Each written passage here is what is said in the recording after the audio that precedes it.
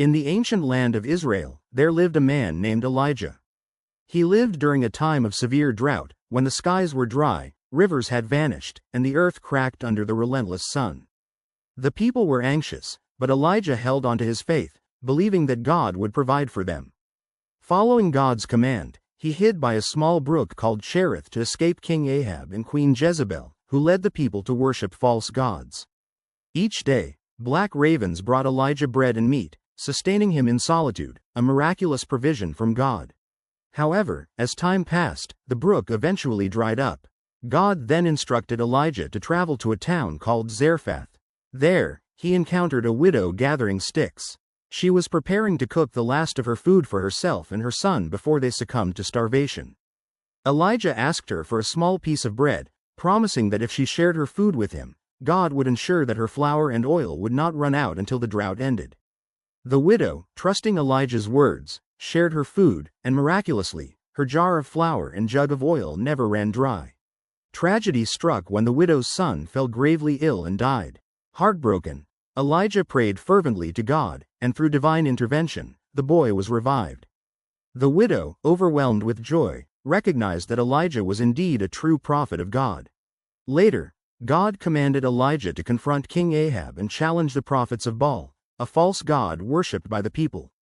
Elijah called for a showdown on Mount Carmel to demonstrate whose God was real.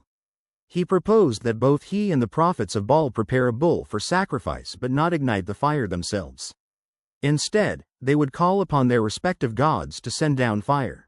The prophets of Baal cried out and danced around their altar all day, but nothing happened. Then it was Elijah's turn.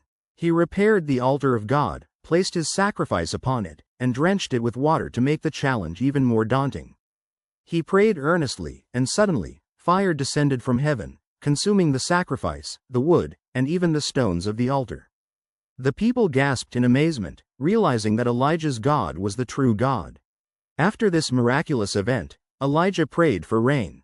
Soon, a small cloud appeared in the sky, growing larger until the heavens opened, and rain poured down. The people rejoiced, celebrating the end of the drought.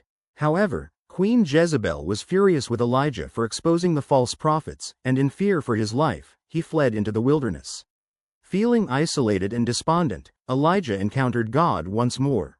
God reassured him that he was not alone. Many others still believed in him.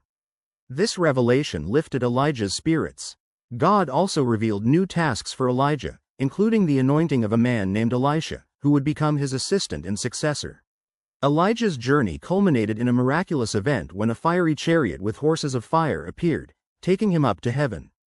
His life was a testament to faith, courage, and the unwavering power of God, teaching us to trust in him even in the most challenging times.